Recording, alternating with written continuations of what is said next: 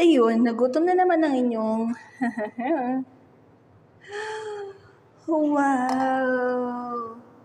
Ito, kapag nagtatrabaho ko sa ibang bansa, ito lang, parang ganyan lang, alam mo yun? Masarap na niyang kainin.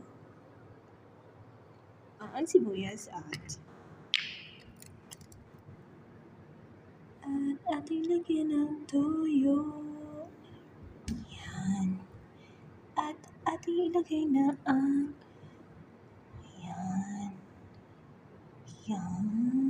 Sarap. At ating halu-haluin.